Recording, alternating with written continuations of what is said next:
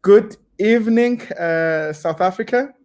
Good evening, Africa, and good evening, world. I nearly said it's 6 o'clock Monday evening, and the truth is, it is not 6 o'clock. It is actually 7:30. Perhaps let me take this time and apologize for that. A development happened earlier on that necessitated that we move from 6 o'clock, the usual time, the usual commitment, into 7:30. But thank you so much for those of you that still decided to come and join us. We're looking forward to an incredible conversation. As you know, the Real Dialogue is an initiative of the Real Village, and it is a platform that seeks, number one, to capture, get to know some of our continent's change makers, the people that inspire us, the people that not only make this world a better place in general, but specifically make Africa a better place. Number one, to capture them, get to know who they are, what inspires them, what drives them, their story, but also celebrate them. And we celebrate them not because they are flawless. We celebrate them not because they are perfect. We celebrate them for at least 3 reasons. Number one, we celebrate how they make us feel about ourselves when we look at them and what they are doing and what they've done. Number one. Number two, we also celebrate them because of the contribution that they continue to do and make towards Africa. Number three, we celebrate them because of how they make us think and what is possible about Africa going to the future. And today, we are celebrating such a change maker, a young person by the name of Zanele Hlatshwayo. I'm not going to give you any introductions. We've already done that on our platforms, but we're going to get to know her and get to know her story, what she does, what she has done, what has motivated her, what is motivating her, what are still her aspirations.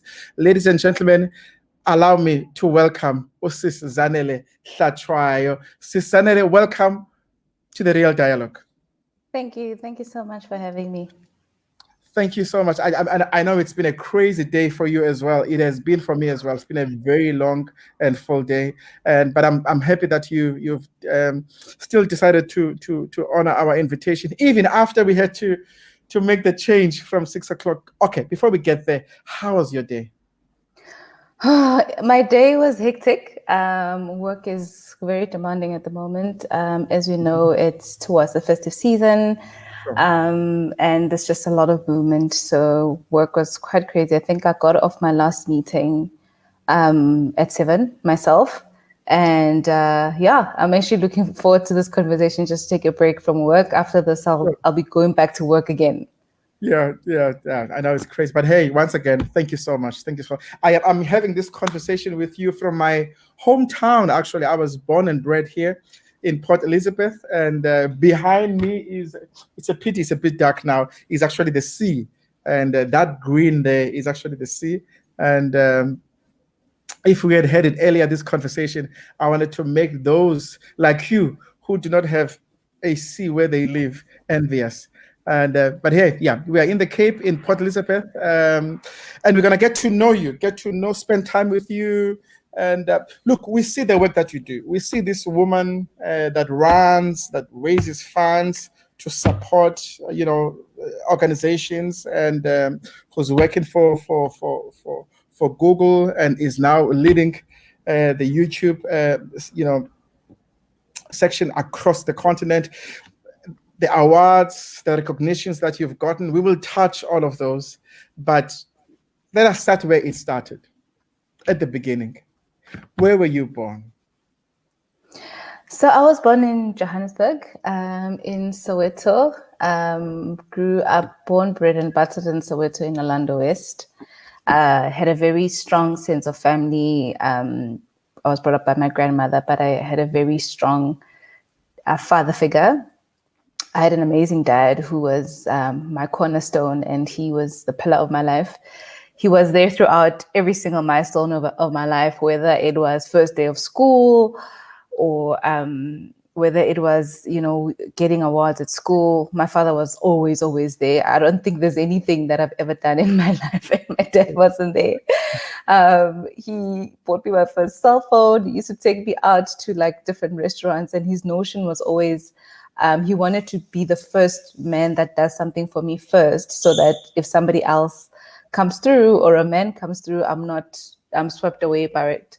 So it's always humbling, gaining the momentum that I've gained and working for the company that I work for. And I look back at this young Black girl from Soweto who's now working for a global company. What a contrast, So for me, my story basically shows me that anything is possible. You don't have to be defined by where you come from.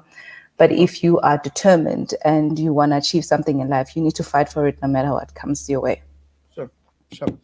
And of course, we're gonna touch on those things, your outlook, your philosophy, the work that you do, and the impact that your dad had on what you later did in life. And but what kind of how is it like growing up in the in your household, and what kind of a learner, a student were you at primary, and which schools did you go to, by the way, in Soweto?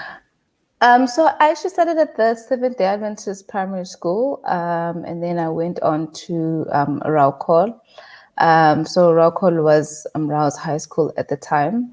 It was always a sharp contrast. I think, growing up in Orlando West, I think is a very quiet area. And I think one thing about it is that it was surrounded by the struggle icons of the country. I was very young when Mandela got released, but I remember the commotion.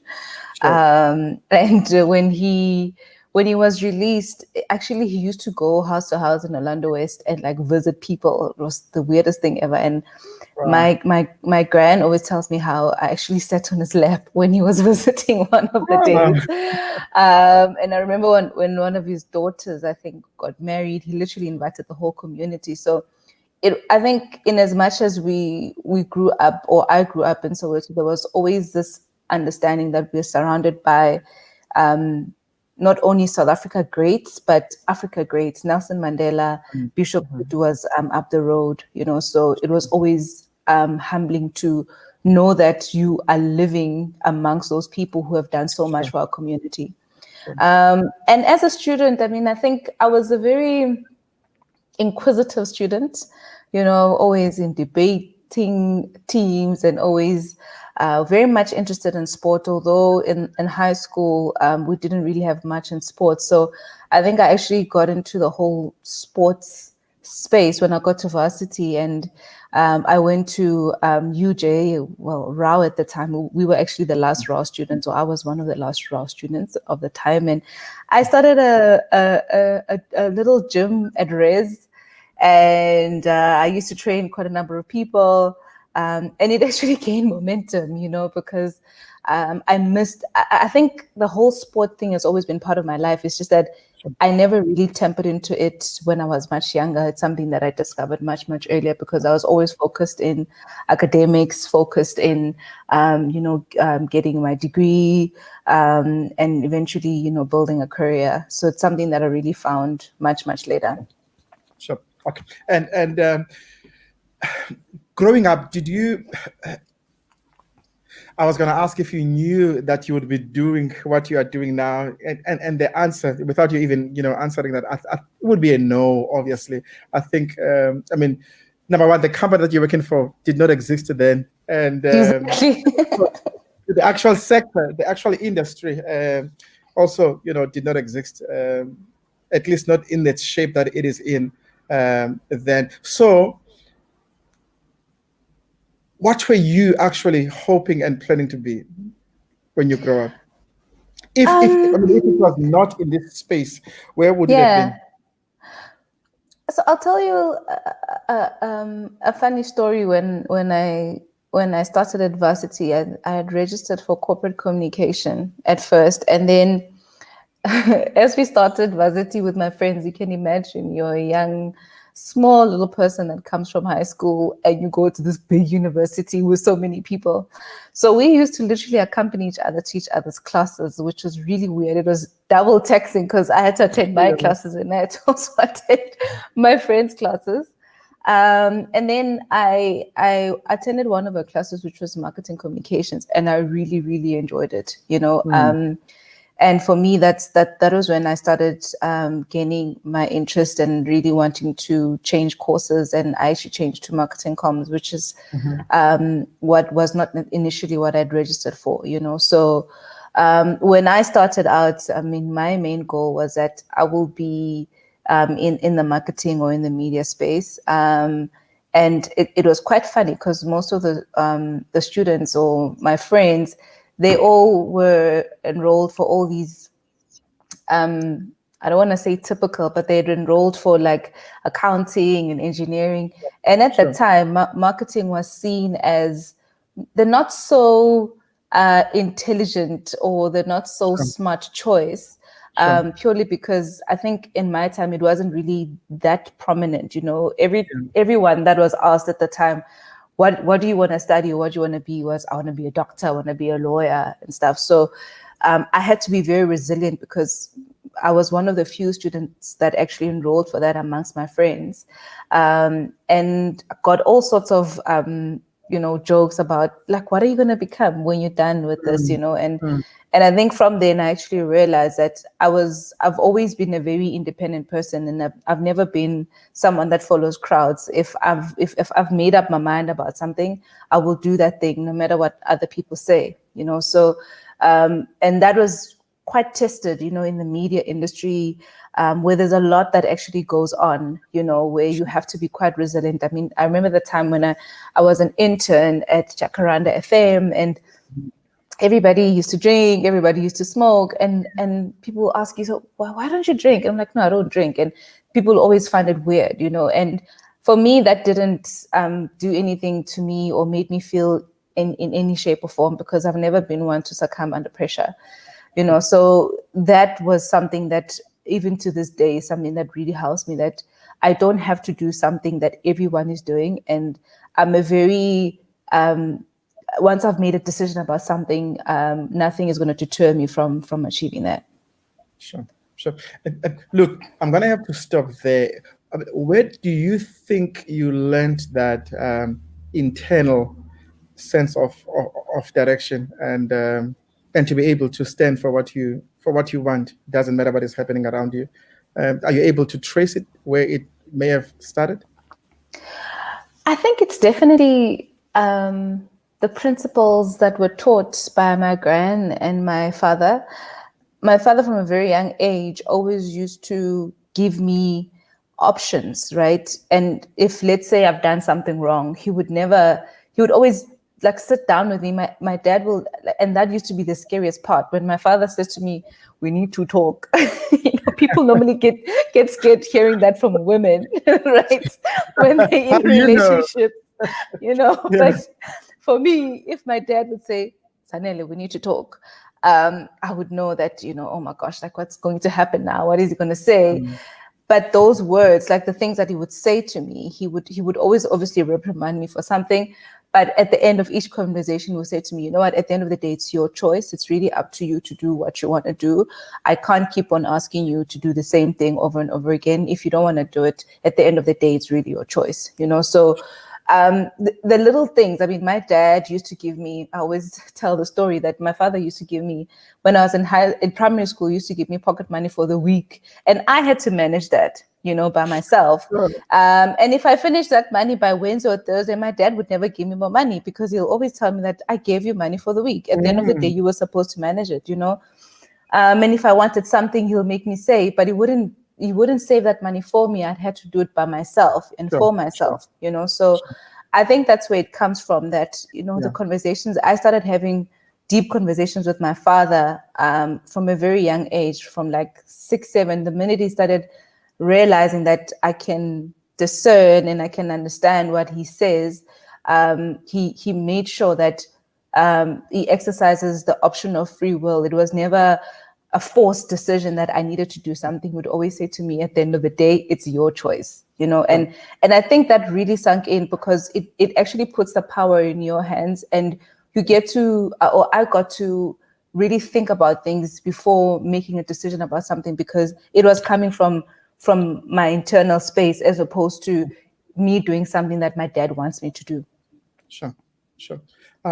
Look, obviously, people listening can pick up that you're speaking about your father as in the past tense, and that's obviously because he is no longer around. We're going to touch Correct. that. We're going to get there now, and but before we get there, a lot of times, especially as the society, we emphasize and even encourage the presence of the father for the boy child, and rightly so, But how important is the presence of a father to the girl child, to the daughter? I mean, what has that meant for you?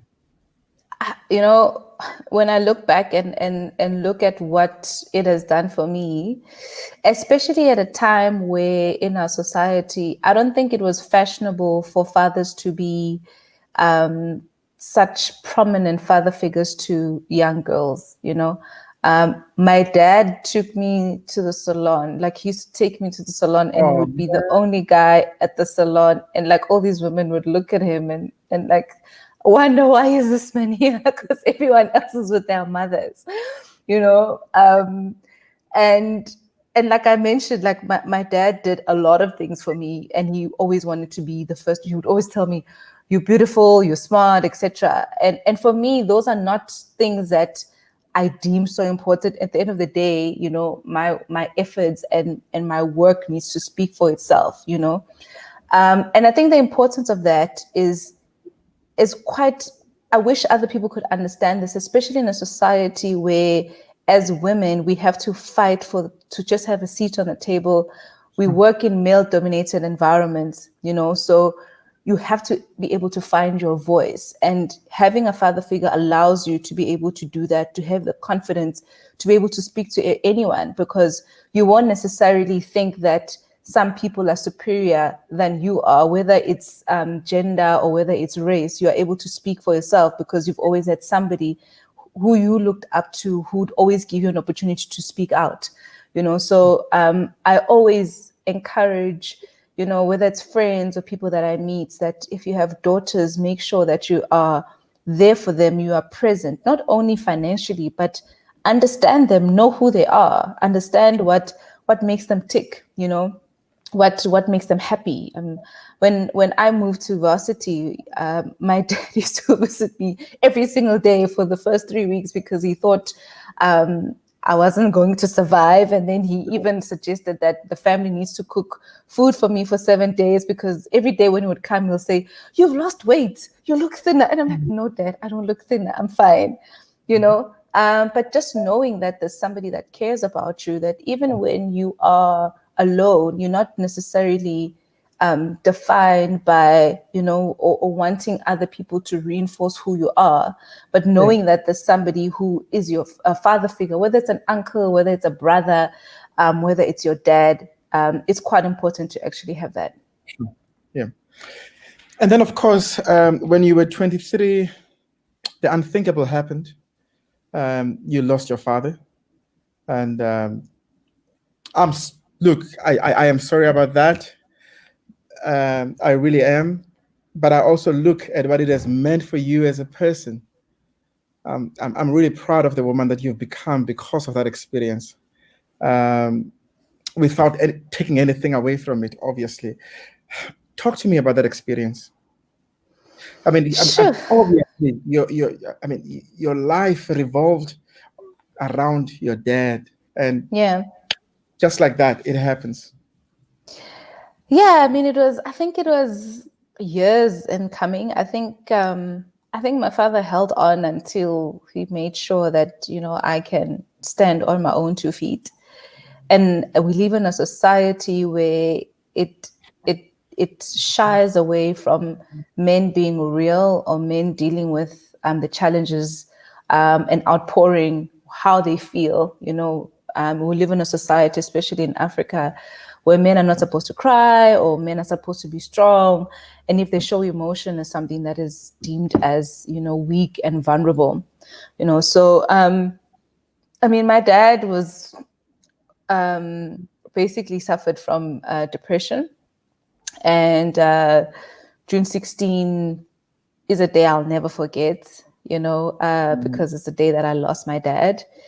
And my dad committed suicide on that day. And literally my whole world shuttered, because I just couldn't understand that how can this person that is so strong, that has been such a domineering figure in my life, do that. And at the time, I couldn't understand because of my own internalization of what the society tells us men should be, or tells us what suicide is, the fact that it's a sign of failure, etc. And more than anything, I was angry at him, and I was like, how could you leave me? Like, I was just starting out in my career, and I just couldn't understand. And I was a very bitter, angry person for a couple of years, because I just couldn't understand, how can he do that? More than anything, my father was always my hero. He was somebody that I would always go to for anything, whether it was advice, we shared so many moments together. He taught me how to drive.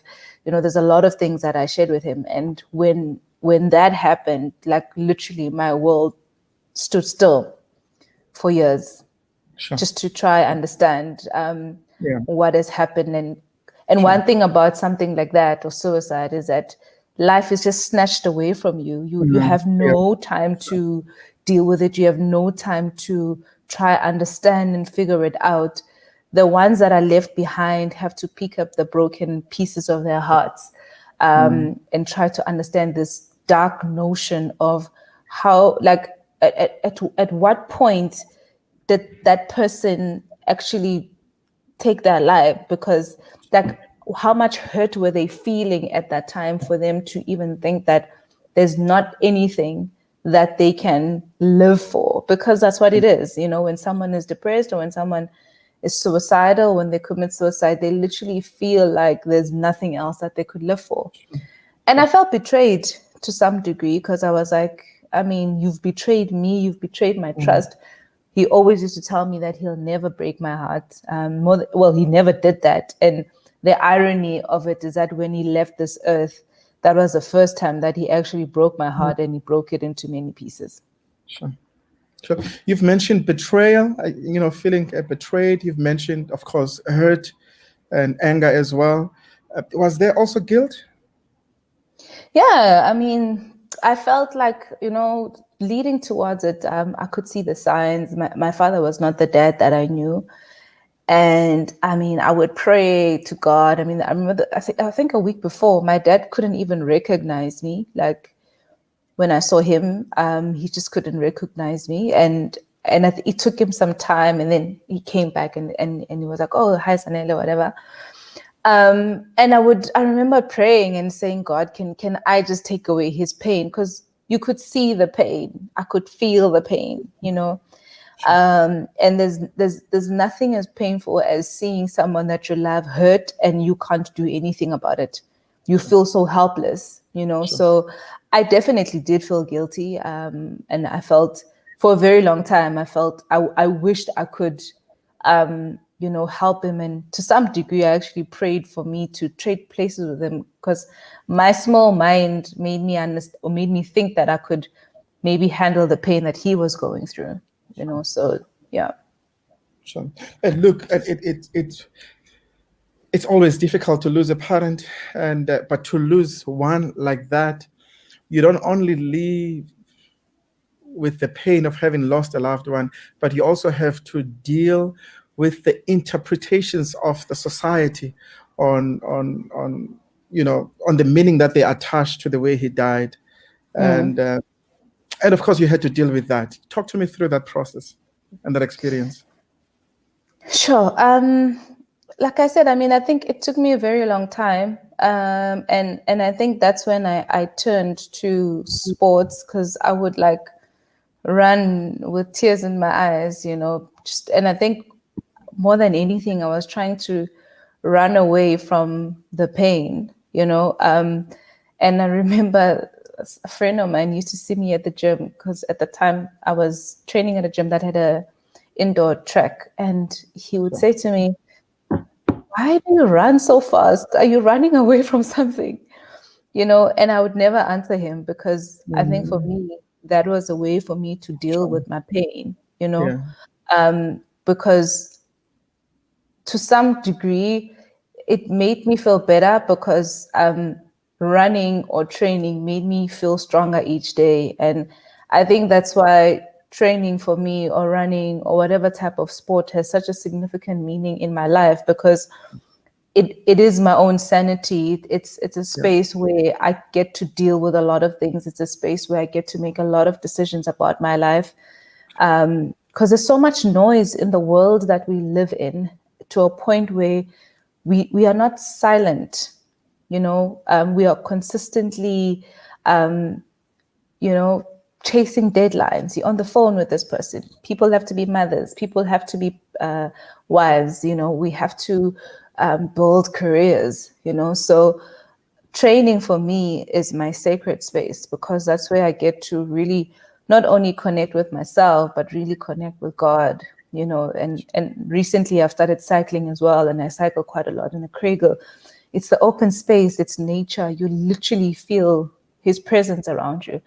And I think it's important for us to find something like that, because if you don't, you'll end up losing yourself in the daily things that we do, to a point where you don't actually take time to reflect on where you're going, where you come from, or what is it that you want from your life, you know. So that, for me, that it really, really helped me. I had kept it for a very long time.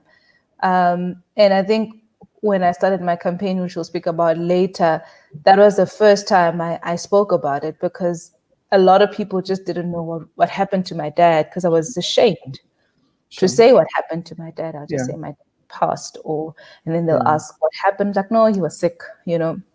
But I think for me, it was quite important to tell his story, because my father cannot be defined by the way that he died. It was important for me to define the way. My dad's legacy has to be defined by the way that he lived, because he was a great man, you know. So that's why I started the campaign, you know, to carry on his legacy. I am my dad's legacy. His blood flows through my veins, and he left so much in my hands.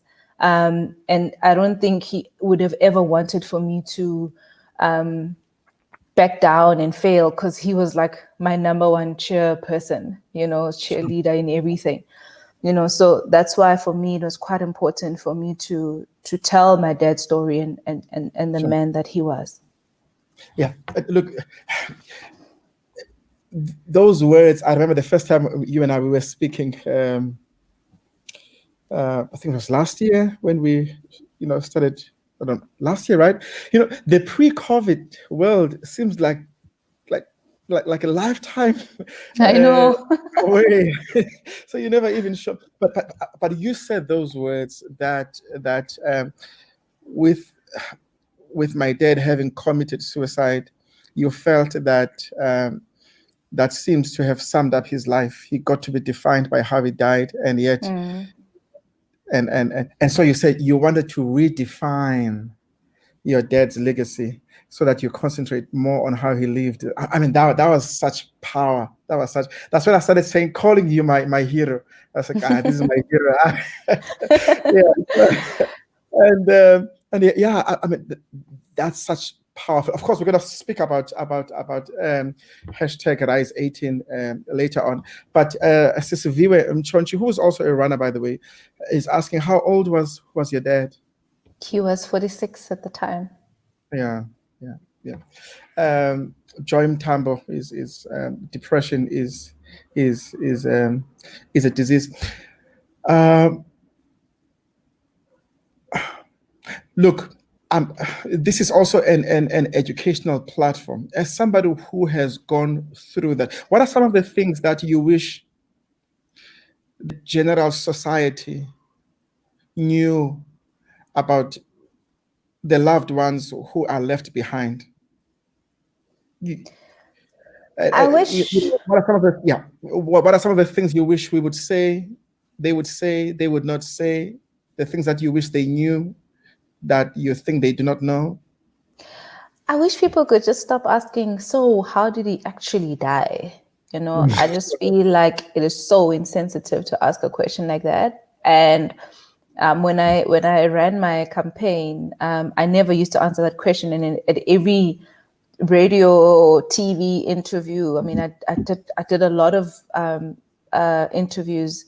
I would always never answer that question because I feel it just sensationalizes what depression is about, you know, and it's not about that, and it's about the fact that depression is a disease, like Joy says. It's something that needs to be dealt with. It's something that people need to be informed, people need to learn about, so that they don't ask questions like that, you know. Just listening to the person, don't try understand, and especially if you've never been in a situation like that, you know, and not be judgmental, because people become so judgmental. More so Christianity, like I think Christians, when it comes to a subject like that, I don't know whether it's because we don't have enough knowledge about it. I don't know whether it's because there's not enough examples in the Bible about depression and suicide. I think Christians become very judgmental when it comes to a subject like that. And what people fail to understand is that once somebody falls into a state of depression, and once somebody has already made up their mind that they're not going to live anymore, because I think my dad calculated it, right? Just like anyone else, they calculate how they're going to die. It may not happen immediately. It might be a decision that they make 2 months in advance, 3 months in advance, and etc. And I think people must just understand that once a person has made that decision, it's not them anymore. Their soul has literally died. It's just a shell that you see that's walking around. But they who they are is no longer there. They're not the person. There's something else. The disease literally takes over their body, takes over their mind, takes over their everything. You know, so when a person does something like that, it's not because they're not thinking like they used to. The things that matter to them no longer matter. I mean, I always say this, that when I think about my dad's eyes, I remember how there was just nothing there anymore. He was just empty.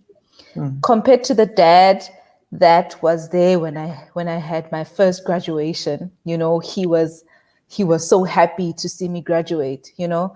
And when my dad died, we were actually planning. I was writing my exams at the time for my honors, you know, and I passed. I don't know how I did that, but we were literally planning my graduation party. And I forced at home. I was like, I'm going to have that graduation party, even if my father's not here, because it's something that we're planning together, you know. So people need to understand that, you know, when someone is in that state, you cannot relate to them like you relate to me. They're a different being at that time. And you have to shower them with love. You have to show them that you care. And unfortunately, at times, even that is not enough.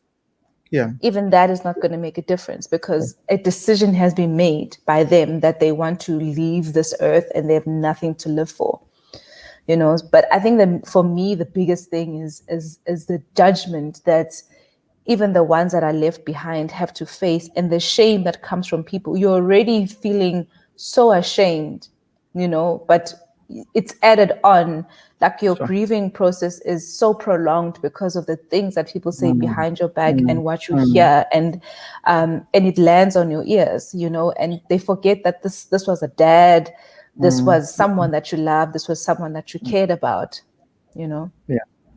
Thanks for opening about that experience, Zanele. Now, one of the things that just fascinates me about you and your approach to life is there seems to be this holistic outlook. There is an obvious commitment to excellence academically, and which has obviously evidenced itself in 3 degrees, and then including your master's, and then of course your obvious commitment to corporate success and contribution, which has also evidence in itself in the work that you have done for the different organizations that you've worked with, and currently for Google, and of course your new position assignment with Google. Congratulations, and I Thank you. we'll talk about that, and then of course, now I've just spoken about the mind, and then I've spoken about your hands, your work, but also your commitment to wellness and to health. I mean, you ultra marathon runner, long distance running. We're going to speak about that, and also, as you've just mentioned earlier on, you've just started cycling now and swimming. You are still practicing for your first triathlon, right? Correct. So so I've done a triathlon in the making. Yes. So I've done Comrades. I did it 3 times. I ran what they call the Washie 100 miler, which is a race for 26 hours where you run for 27. Sorry, it's a 26-hour race, and it's a 161-kilometer race. So I'm currently training. Hopefully, if things go back to normal next year, I'm training for my first Ironman.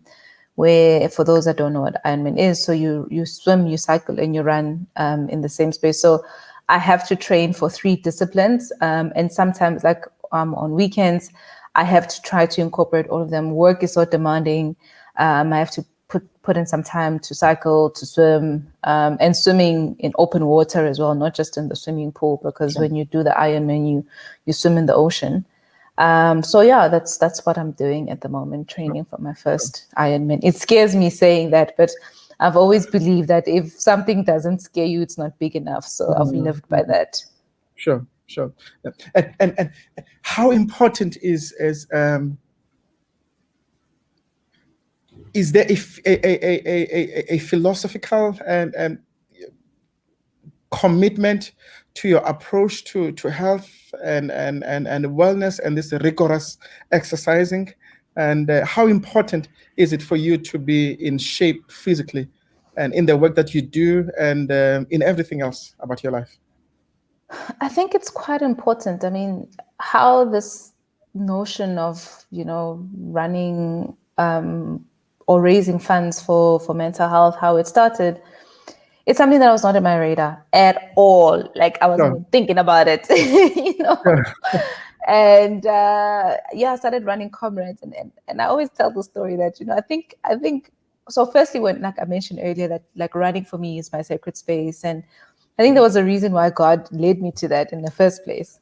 And he left me for a couple of years to finish Comrades before he like told me what he wanted me to do about it. And it's so strange that like one day I was literally sleeping and he said to me, "You need to tell your story to save people's lives." And I was like, "No ways, I'm not going to do that. I don't want to talk about it." And as I mentioned, I mean, this is not something that I was always talking about. It took me 10 years to speak about my dad without even shedding a tear. And I was like, no, I'm not going to say anything. I'm not going to talk about this. No, like I literally would have these kind of conversations driving to work. And I said, I'm not going to say anything.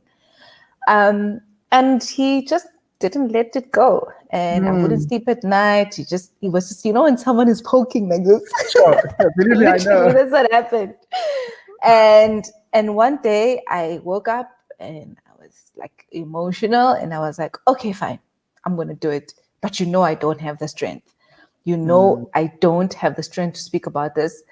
Physically, I don't have the strength to the whole concept, I guess it just came, that, okay, fine, I like sports. Let me use sports as a way to raise awareness about mental health, and I think in my line of work, whether it's corporate or whether it's, the work that I do in raising funds and awareness for mental health, it's quite important for me to be healthy, to be fit, because it's very demanding. I mean, when I ran the 161 kilometers, I couldn't walk. Actually, I was hospitalized immediately after that. And I was supposed to get on a flight to London for work, and went to the hospital. I was like, oh no, they must just check if I'm fine, my vitals.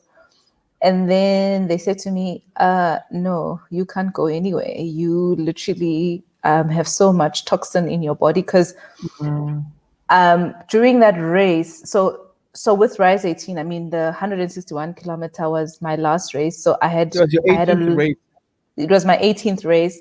Yeah. And I mean, I ran the 100 miler 3 weeks after running Comrades, right? Yeah. So my body was like, I had so many injuries. My physio had to literally strap all parts of my legs because I had so many injuries. So I started, and I had a very bad back problem, because of at the time I was doing 3 races a month, including a full marathon every single month.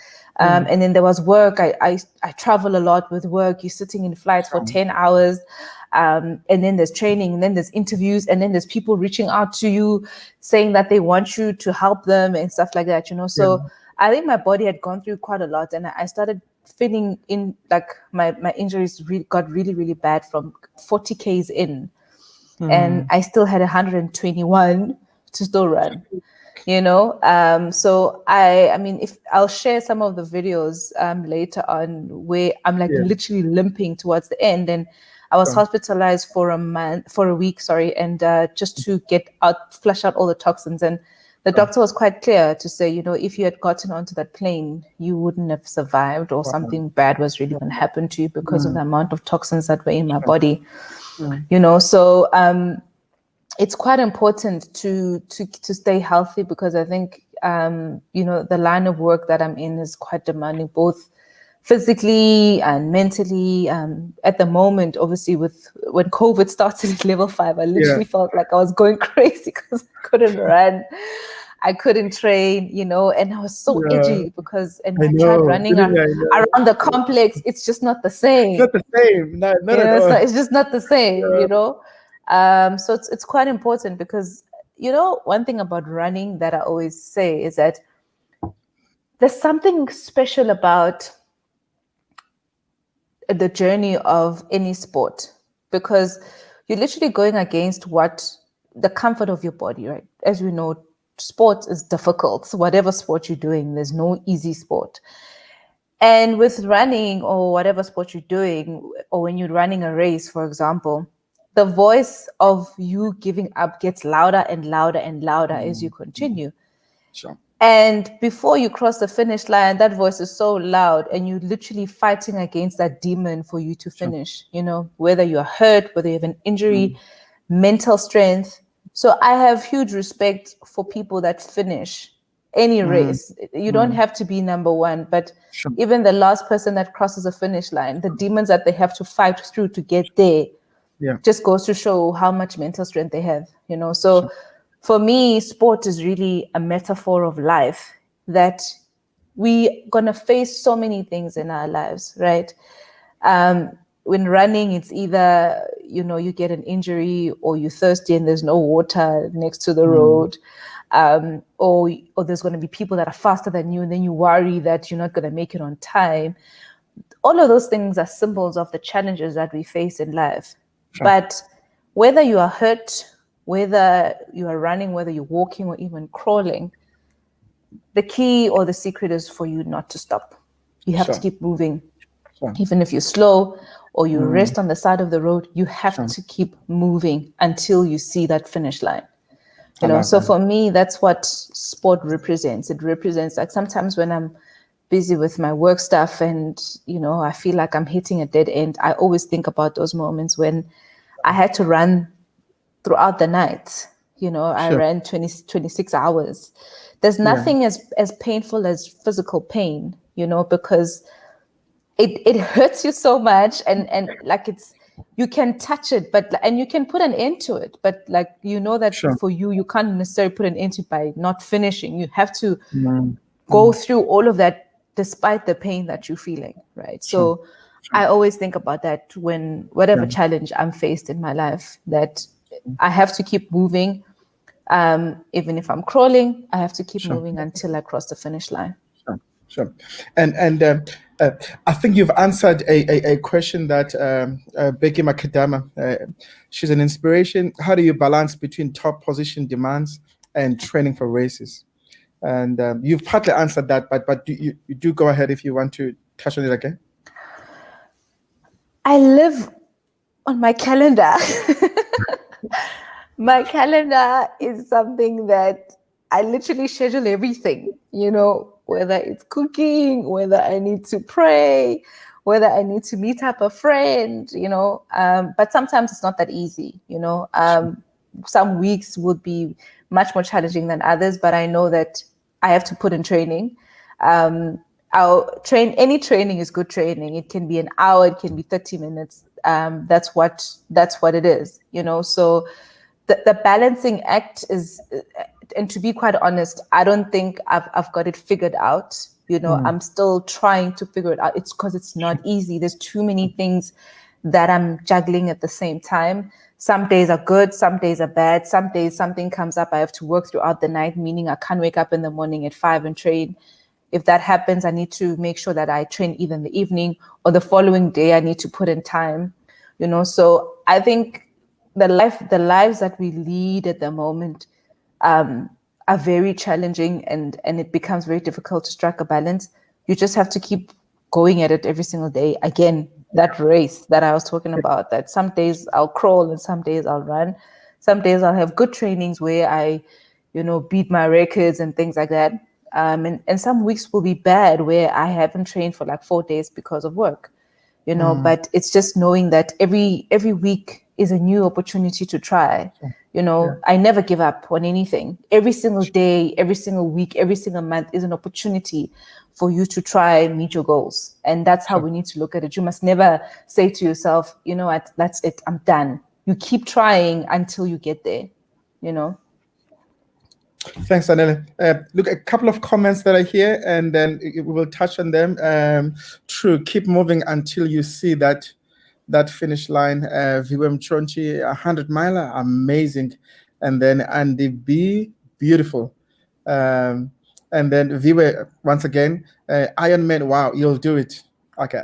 And then Viwe, you must join me for Iron Man. She should. And then Zanele says, wow, Zanele is an amazing woman. Black excellence right there. Now I've mentioned, academic excellence. I've also mentioned, like I said, corporate excellence and commitment and growth, and of course, wellness. But another aspect that maybe may not be so externally evident, but those that anybody that gets to know you and gets to know how deeply spiritual you are as a person. Now, you are a member of the Seventh-day Adventist Church. I am your pastor. Amen. Amen. Hallelujah.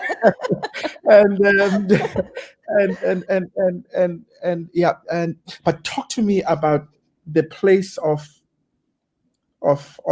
your Christian faith, the place of your Christian community, the place of God in your life. Wow. There's a lot of experience that comes with that. I think I wouldn't have been able to achieve any of the things that I've achieved in my life if it weren't for the strength or God carried me. In some instances, it was literally that where I just couldn't carry on myself. I mean, I mentioned earlier how when my dad died, like I everything was just black, Sure.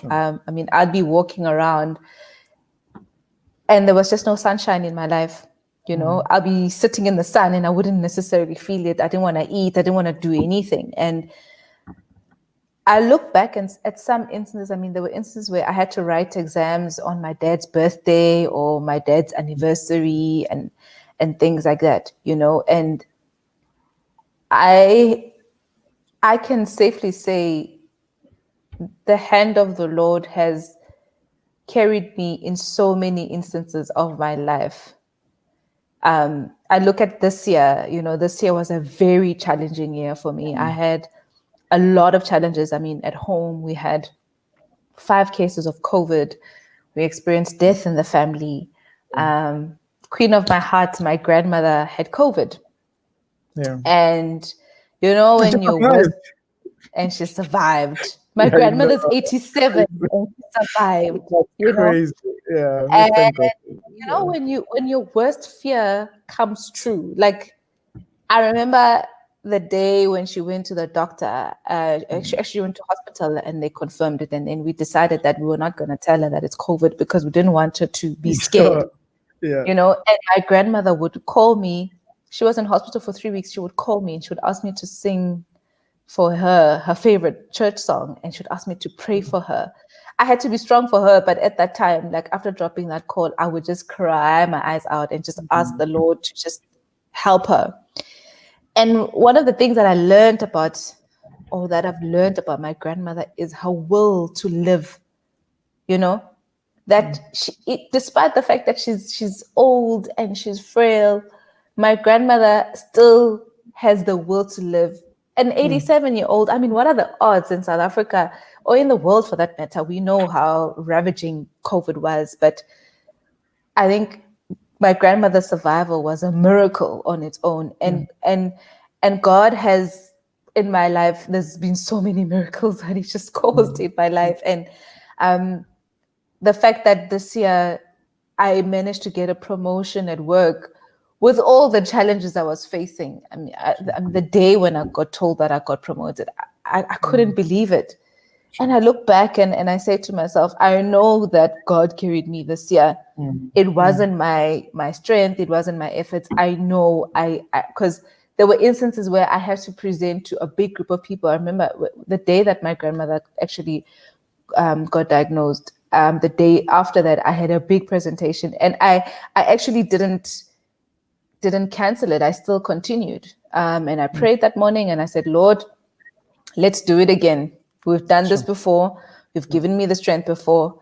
Let's do it again. And did that presentation eloquently, so didn't break down afterwards. Then I could deal with, the pressures of, and the challenges of having a sickly grandmother, So for me, I mean, I live by the verse that for God has not given us a spirit of fear, but of power, and that power and sound mind. For me, those are the two most important things. And with the work that I do and the sports that I'm in, it's quite important for me not to be fearful, but to know that I should always, and know that God has given me a sound mind and He has given me the power to still continue and conquer the things that are in front of me. I live by that, and I think I am no different to anyone else. It's just the blessings and the grace that God has on me for me to still be the person that I am and still being able to achieve the things that I've achieved. Sure. Okay, let's come to your work. Look, I mean, we could speak about the different companies that you've worked for, and we can touch on that. And man, Google, how did that come about? Do you still remember? I do. Please talk to me about that. The closest we get to Google, some of us who are outside the industry, of course, is when we're speaking about the search engine, and Yes. in the organization, and there's actually people behind everything that we know, and you're one of them. You're one of those people, and so humbling to hear that. Actually, you're one of those people. Yeah, talk to me about that. So how I started Google. So when I did my master's, and funny enough, I write things down that I want to do, and I think about a month ago, Facebook reminded me that I had written that I'm going to work for Google. And I was like, wow, I wrote that like literally 8 years ago that I will work for Google. I didn't know at the time, right? And when I did my master's and finished my master's, I said to myself, I need to work for one of the three companies, and Google was one of them. And at some point, I was actually interviewing for all three, so it was Accenture and McKinsey. Okay. The power of conviction is so important in our lives. Like when you want something, you need to visualize it. You need to feel it. You need to think about each and every step and how it's going to make you feel. I mean, I do that with every race. The week before leading up to a big race, I visualize myself at the start line. I visualize myself tired and injured and what I need to think about mentally. So with all my goals and dreams, really, I did want to do my master's at Wits. I planned that, and I knew that I'm going to get there come what may. So it's quite important for us to visualize and to really internalize the things that we want, So how it started at Google was that I'd applied for an internship. Then they called me, and then they for the internship, the long and short of it is that they still wanted people that were still studying for their masters, and I had just finished, like literally a week. I had finished my master's. I'm like, no, guys, but like I just finished last week. They're like, no, we're not going to make an exception. I was like, come on. Anyway, so that was like 2 years before, and then after that, I think they keep your details. And when the position came through or came up, rather, they then called me. That I saw like one of the recruiters checking my LinkedIn profile. So I was headhunted for that position. And here I am. Wow. And again, I know, it is not my doing. It is not my doing, like I said, I had visualized it, but I think all of those dreams and goals that I want, they come from above, God just instills those in me and I just live them and execute them, so, I mean, when I joined Google, I was I was the first Black South African woman to join Google at the time. And it was a very proud moment. And you go through so many, like the interview process was quite robust. And when it happened, I was humbled. For me, every time when I get to achieve these things, it's a humbling experience because I always look back and I'm like, this girl, young Black girl from Soweto, is now here leading all of these things, so it was a very humbling experience. And one of the things that got me excited when you told me about your new position is that it's you're going to be working throughout the continent this time. And how about that? Are you looking forward to that? I'm looking forward to it, but I'm also scared. New opportunities are always, you get excited about it at first, and then you're like, okay, it means it's more work and it's more challenges, but I look forward to it. I embrace challenges, and for me, that's the best way for me to learn, to grow. You have to throw yourself out there and take risks for you to not be stagnant and to keep growing and molding yourself to be a better individual. So I've always taken those risks all my life. So I'm looking forward to the opportunity. I know it's not going to be easy, but I know I don't walk alone. Yeah. I love that. And look, you're already making an impact in this world, and there's been recognition. How did it feel when Wits, recognized you as one of the 50, faces, and how was that? Yeah, just to give a bit of context. So I think it was last year. Yes, last year Wits was celebrating 50 years of existence, and they then decided to choose the 50 faces of Wits that have made an impact in the last 50 years. Again, I just didn't expect it. And like I said, for me, it was just a humbling experience, because every time when I go through that booklet and see the people that are there, I'm like, I don't deserve to be here.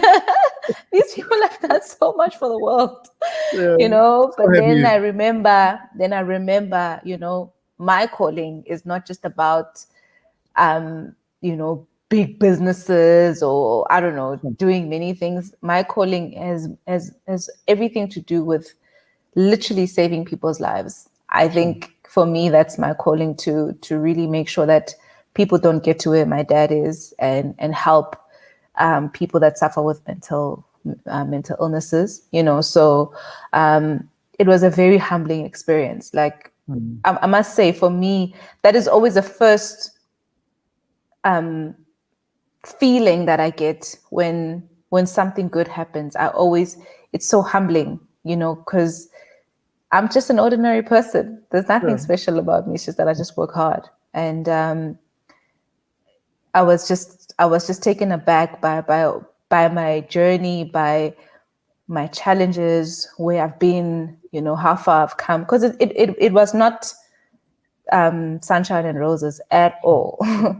There were thorns. There's still thorns to this day, but some of them prick me, but the scar heals and I continue walking, so it was really a humbling experience. And you do deserve it. And you mentioned earlier on that these people have had impact.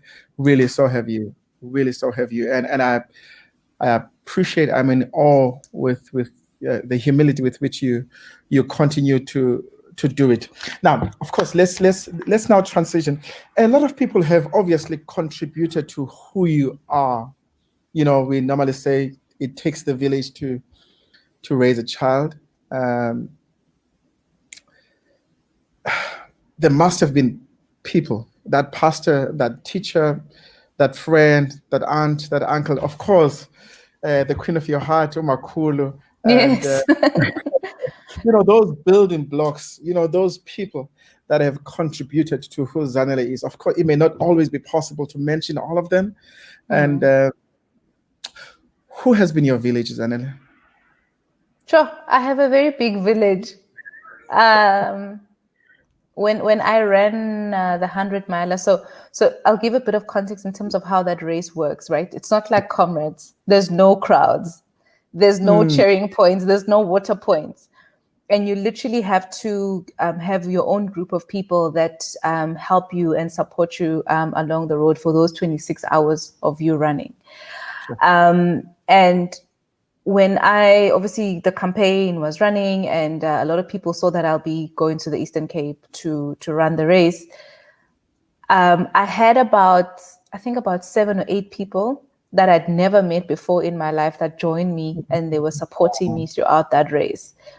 People that I had never spoken to, people that we started chatting on WhatsApp, and they were there and they were like, Zanele, whatever you need. People flew from Joburg to just support me,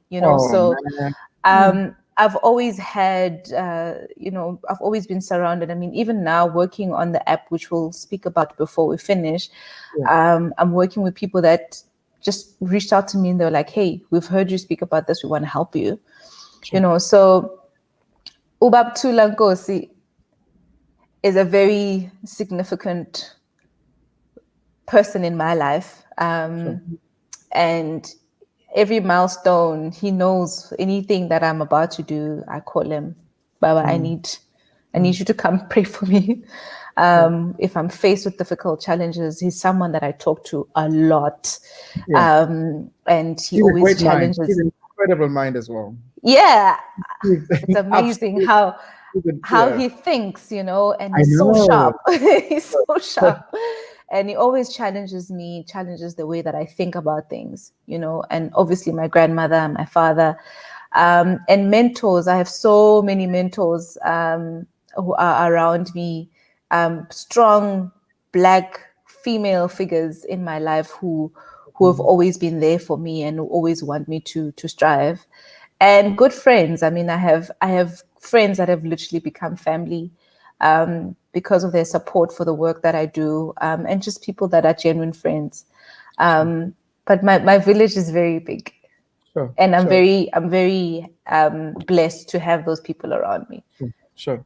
And look, people are saying, Mararas Mondele says she's an inspiration, and Stu Blosse, the colleague. I'm not gonna say what I saw your text to Stu Blosse. I'm not gonna mention it now. And I wonder what did it say. Stu Blosse anyway. Is listening. But look, we will touch some of these comments that have been mentioned. But viewer did ask a question. Do you have running buddies, given the safety issues, especially facing women that are runners? Definitely. Not only in running, but even in cycling as well. I once actually had an incident running alone. I was pulled by someone on the side of the road, and I kind of like fought, and there was a lady that drove and saw the commotion, and she stopped, and this person ran away. So since that incident, I never run alone. I always make sure that I run with people. It's very important. We live in a society where women are under threat, so you consistently have to make sure that you are safe and you're not on your own. Sure. I can almost hear this person. I don't know if you to me. Oh, Mazet, this is so exciting and ordinary girl from there. I know, Dewey. I know. I mean, I saw her. When was it? Day before yesterday, we were at a funeral together, and on Sunday, I can. You know, she has energy. I mean, you know, Dewey. Yeah. All right, now. Let's transition into Africa. I mean, you're going to be working throughout the continent, and this is while we are based in South Africa as the Real Village, but the outlook is Pan-African. And I don't know if you still remember the song by Vicky Simpson, "My African Dream." Remember around My African Dream. I nearly sang. I was gonna mess up. But you know, what is your African dream, Zanele? You know, what's the Africa that you dream about? The Africa that you wish we would experience, hopefully in our lifetime. How does it look like?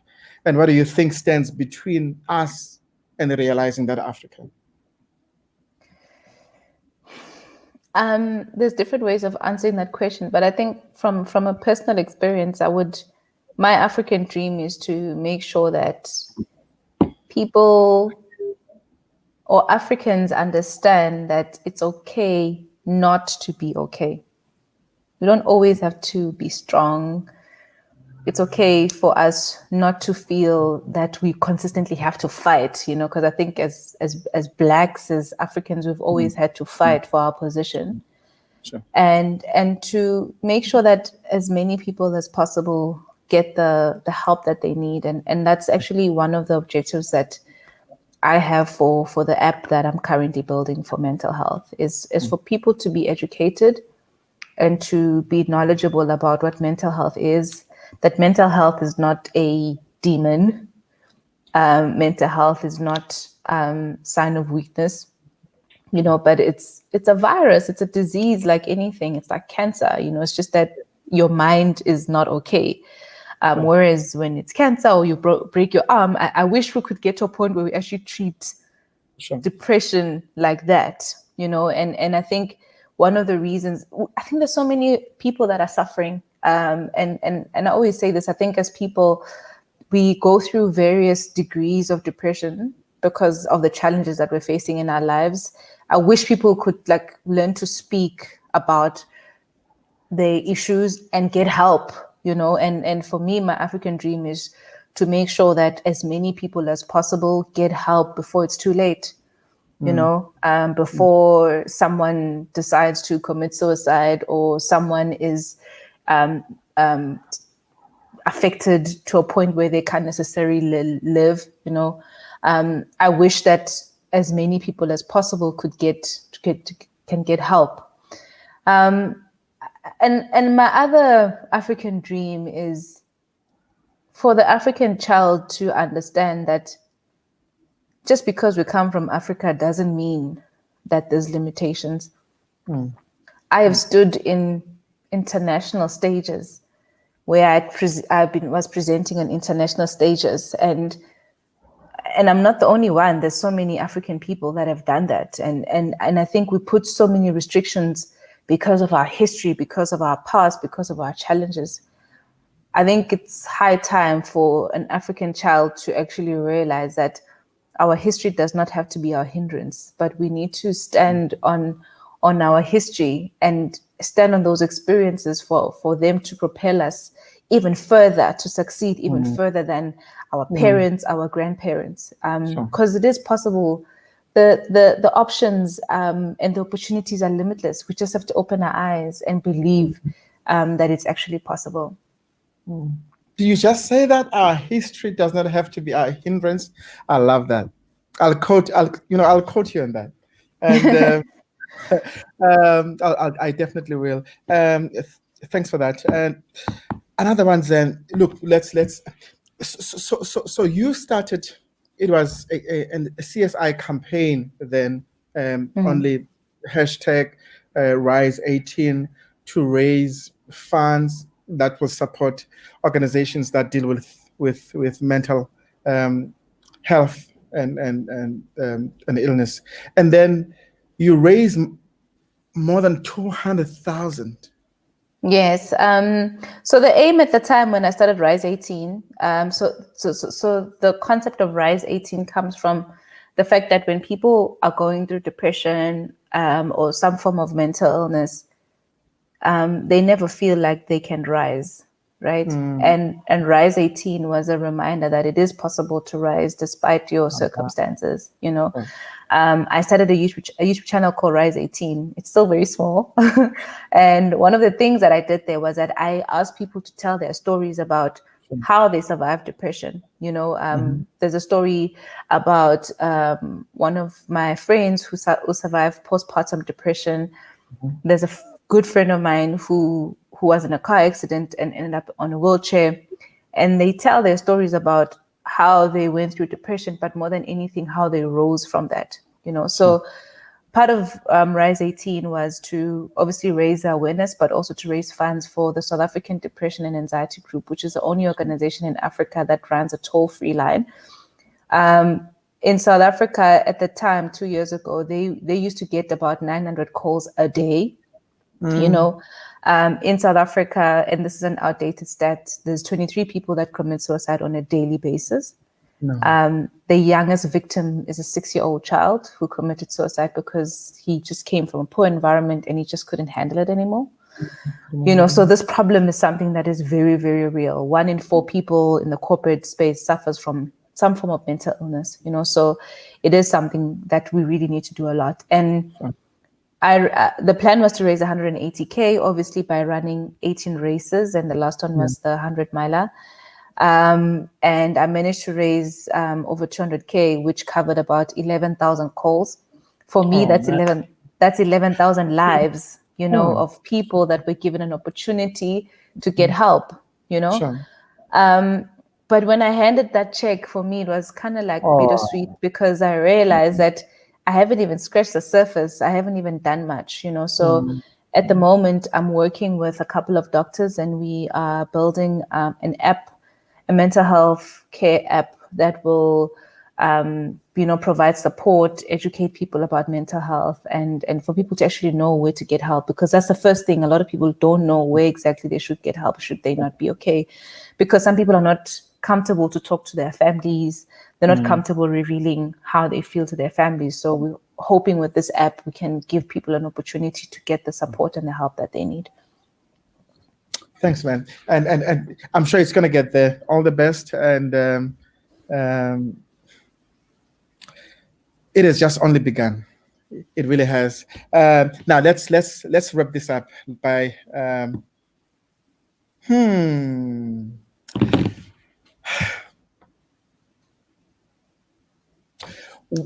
what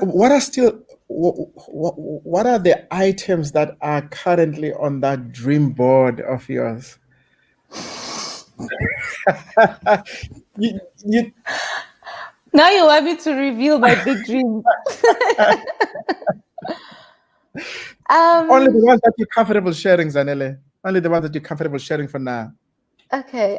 Look, I mean, for me, this app has been a challenge, because people are not willing to help pro bono. People want to be paid for it. So for me, the dream is to make sure that I build a African solution to African problems, because the current solutions that are available are very Eurocentric. I want to build something where people can get help in their own mother tongue. They don't have to use English, because that can also be a barrier. People that live in rural and remote areas, wherever it is, whether it's South Africa, whether it's Nigeria, whether it's Ghana, they're able to get the help that they need. So for me, that's my big dream. It's so big and it's so scary, and it actually looks like it's not going to be attainable, but I just have to take it one step at a time, just like I do with a marathon. You start with the first 100 meter until you get to the last kilometer. So that's the big dream. There's someone, I don't know if you know Marlon Parker from R Labs. R Labs Cape Town. He's actually our guest next week here on the Real Dialogue. That's somebody that I think I need you I need to get you in touch with. They've done a lot of work in that space, way back from the times of Mixit. Remember? Oh wow! Okay. Yeah, exactly. Yeah, look, but we'll talk about that. But he's done incredible work, and yes, okay, this is the right time to say. Marlon Parker from R Labs will be on the Real Dialogue next Monday at 6:00 next week. and so the app, obviously. Okay, let's now close with the lighter ones, Zanele. Your favorites. Your favorite African destination? Kenya. Yeah, sure. I love Kenyans as well. They're very warm people, and my favorite runner comes from Kenya, so sure, that's why I love it. Yeah. Okay. Yeah. Is that the only reason you love Kenya?